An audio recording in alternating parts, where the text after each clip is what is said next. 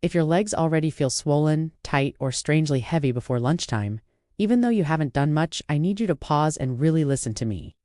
I'm Dr. Christina Serrati, and over the years I've spoken with hundreds of women and men over 60 who thought that heavy legs were just aging. But what if that feeling isn't simply age? What if it's something happening quietly every single morning, starting with your very first drink? One of my patients, a 68-year-old retired teacher, told me she dreaded walking up her own driveway. Not because it was steep, but because her calves felt tight and her ankles puffy. Before 10 a.m., after one simple morning adjustment in her kitchen, she noticed something surprising within 2 weeks. Now let me be clear, this is not a miracle cure, and it's not about fear. It's about circulation. After 60, your body changes in subtle but meaningful ways. When we're younger, blood flows down to the legs and back up to the heart, with impressive efficiency.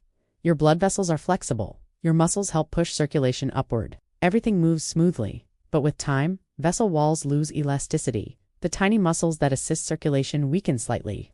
Even your blood can become a bit more concentrated if you're not properly hydrated. The result? Blood lingers longer in the lower legs. That lingering can create sensations like morning stiffness swelling around the ankles, calf tightness, a dull, heavy sensation tingling after sitting, and here's what most people never connect. What you drink first thing in the morning can either help this situation or quietly make it worse. For millions of adults over 60, the very first thing they reach for is coffee. I understand completely. It's comforting. It's familiar. It feels energizing. But caffeine temporarily narrows blood vessels. In younger adults with very elastic vessels, this isn't usually noticeable. However, if your vessels are already slightly stiff, which is common after 60, that tightening effect may amplify feelings of heaviness in the legs. On top of that, coffee has a mild dehydrating effect. After 7 to 8 hours of sleep, your body is already mildly dehydrated.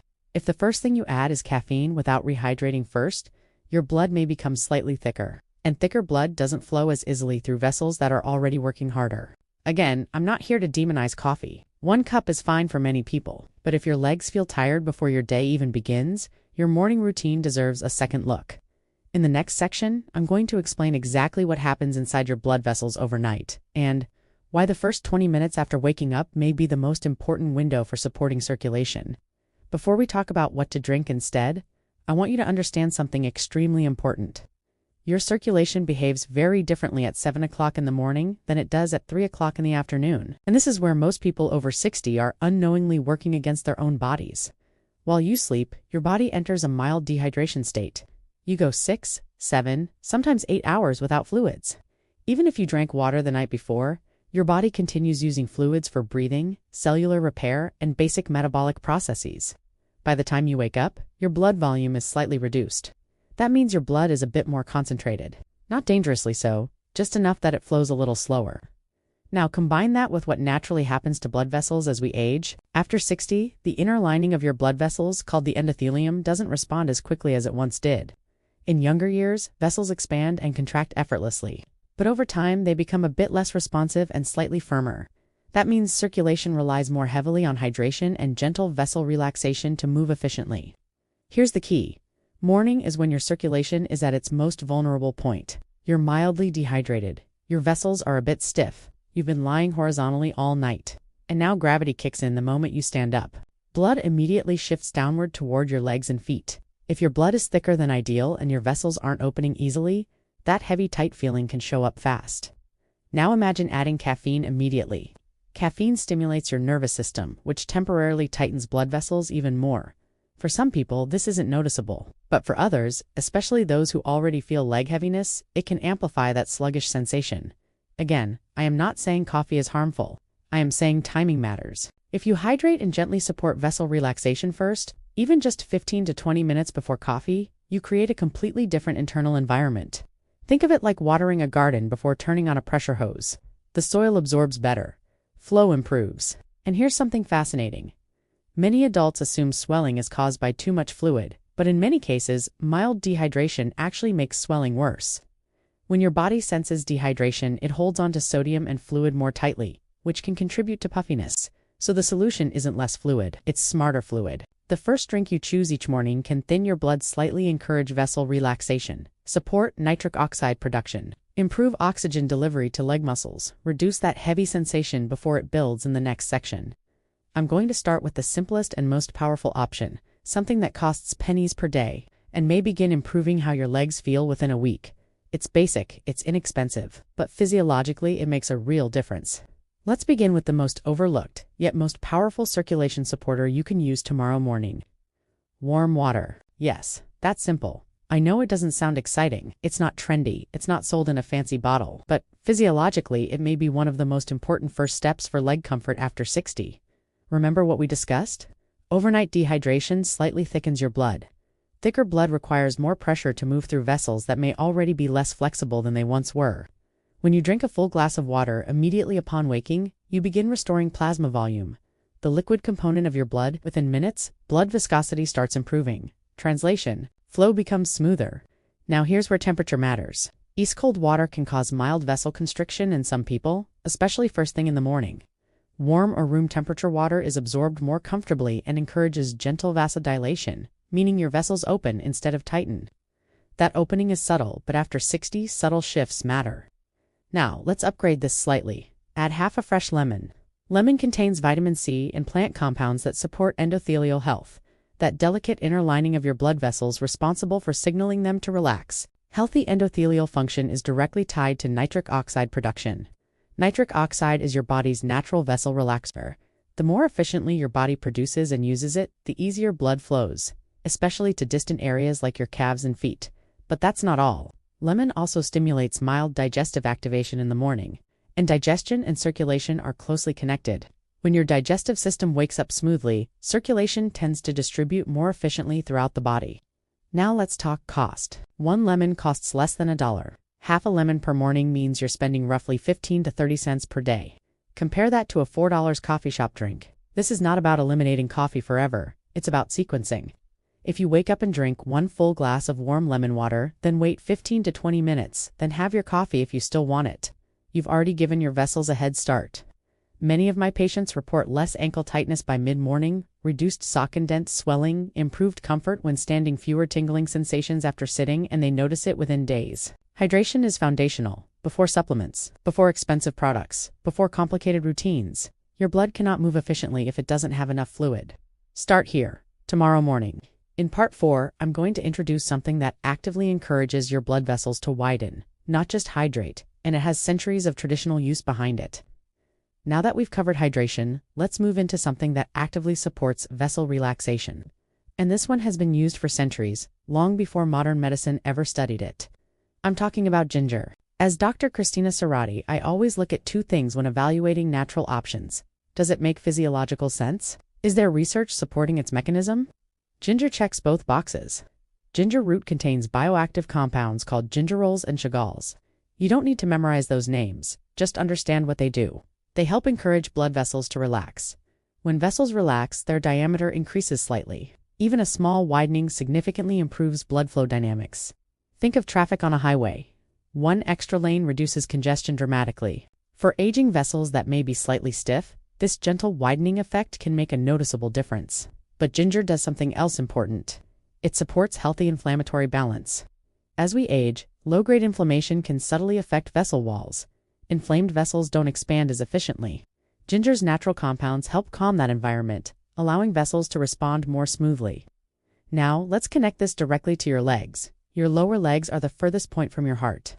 Blood has to travel down and then fight gravity to come back up. If vessel tone is tight, circulation becomes sluggish.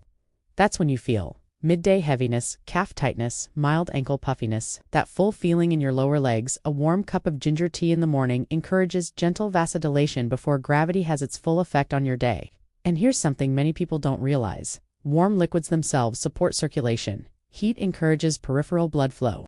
So when you combine warmth with ginger's active compounds, you get a synergistic effect. Preparation is simple. Slice about 1 inch of fresh ginger root. Add it to hot water. Let it steep for 5 to 10 minutes. That's it. If fresh ginger feels inconvenient, tea bags are widely available and cost just a few dollars for an entire box. Now let's talk expectations. This is not a stimulant. You won't feel a dramatic jolt like caffeine. Instead, what many adults report is a subtle difference by mid-morning.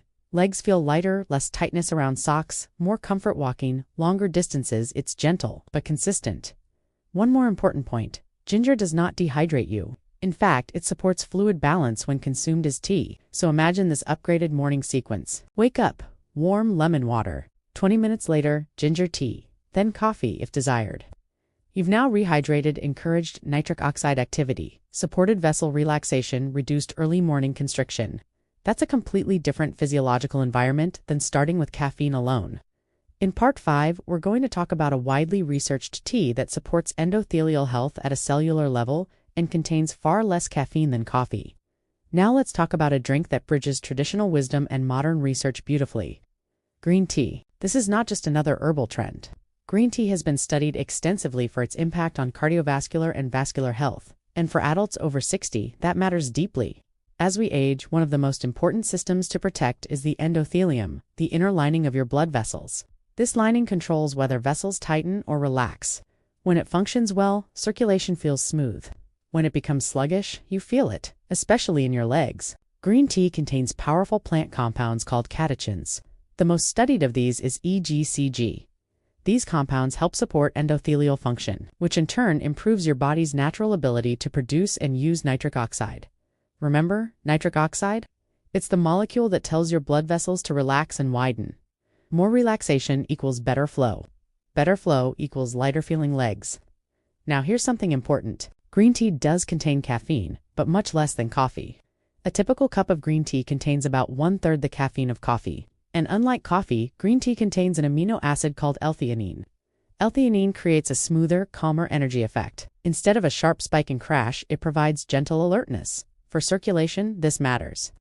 Large caffeine spikes can temporarily tighten vessels. Smaller buffered caffeine doses tend to be better tolerated by aging vascular systems. In practical terms, many adults over 60 find that replacing their first cup of coffee with green tea results in less mid-morning jitteriness, more stable energy, reduced leg tightness, improved comfort standing, and the research is compelling. Studies consistently show that regular green tea intake supports vascular flexibility and healthy blood flow markers. Now, let's talk accessibility. A box of green tea bags costs just a few dollars and lasts weeks. There's no complicated preparation, just hot water and a 3 to 4 minute steep. If you're sensitive to caffeine, you can even find decaffeinated green tea, which still contains many of the beneficial catechins. Here's a simple strategy I often recommend. Morning routine option A. Warm lemon water gives green tea, gives coffee later if desired. Option B. Warm lemon water gives ginger tea, gives green tea mid-morning. You're layering support instead of relying on a single stimulant. Over time, these small vascular supportive habits compound. Your vessels respond to consistency. Your legs respond to flow. In Part 6, I'm going to introduce a deep red tea that many people have never tried. Yet it may support healthy blood pressure and circulation in a surprisingly powerful way. Now, I want to introduce you to something that many of my patients had never even heard of yet once they tried it. They kept it in their kitchens permanently. Hibiscus tea. You'll recognize it instantly by its deep ruby red color. It looks almost like cranberry juice when brewed, and it has a slightly tart, refreshing flavor that many people genuinely enjoy. But this isn't just about taste. Hibiscus contains natural plant pigments called anthocyanins. These are the same compounds that give blueberries and blackberries their rich colors, and they've been studied for their supportive effects on blood vessel health. Here's what makes hibiscus especially interesting for adults over 60. It may help support healthy blood pressure levels. Now, I'm not making medical claims, and this is not a replacement for prescribed medication, but multiple clinical studies have shown that regular hibiscus tea consumption is associated with modest improvements in systolic and diastolic blood pressure. Why does that matter for your legs? Because pressure inside your vessels directly affects how hard your heart has to work to push blood downward, and how efficiently it returns upward. When overall vascular pressure is balanced and vessels are able to relax appropriately, circulation tends to feel smoother. That can translate into less ankle puffiness, reduced calf tightness, improved walking comfort, fewer heavy leg mornings. Another benefit. Hibiscus is naturally caffeine-free. That means you can drink it first thing in the morning without adding any vessel-tightening stimulation. And unlike some herbal teas that feel medicinal, hibiscus is refreshing. You can drink it hot in the morning or brew a larger batch and keep it chilled for later in the day. Preparation is simple. Steep 1 tea bag or 1 tablespoon of dried hibiscus flowers in hot water for 5 to 7 minutes. That's it. Cost-wise, it's extremely reasonable. A small bag of dried hibiscus or a box of tea bags typically costs under $6 and provides many servings. Now, I want to be responsible here. If you're currently taking blood pressure medication, Speak with your healthcare provider before drinking hibiscus daily. Because if something naturally supports pressure balance, we want to make sure it complements, not conflicts with your existing plan.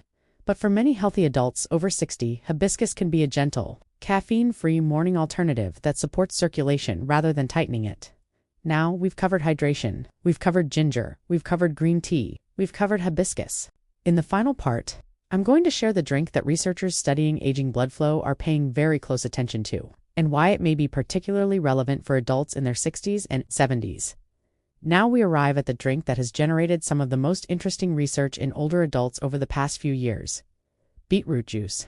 I'll admit, it's not glamorous. It's earthy, it's deep purple, and not everyone falls in love with the flavor immediately, but from a physiological standpoint, it's fascinating. Beets are naturally rich in dietary nitrates. When you consume nitrates from real foods like beets, your body converts them into nitric oxide. And by now you know exactly why that matters. Nitric oxide is the signaling molecule that tells your blood vessels to relax and widen. When vessels widen, blood flows more freely. When blood flows more freely, your legs don't have to struggle as much to receive oxygen or return blood back to your heart. Here's what makes beetroot especially compelling for adults over 60. As we age, our natural nitric oxide production declines. That means we don't get the same vessel-relaxing response we once did in our 30s or 40s. Dietary nitrates help compensate for that decline. Several modern studies focusing specifically on adults in their 60s and 70s have shown that regular beetroot consumption can support healthy blood pressure and vascular responsiveness. And improved vascular responsiveness often translates into less morning stiffness, reduced tight calf sensation, improved walking endurance, decreased lower leg heaviness. Now, let's talk practical use. You don't need a giant glass. In fact, about 4 ounces a small juice glass is plenty. Many people drink it in the morning after lemon water or mid-morning instead of a second coffee.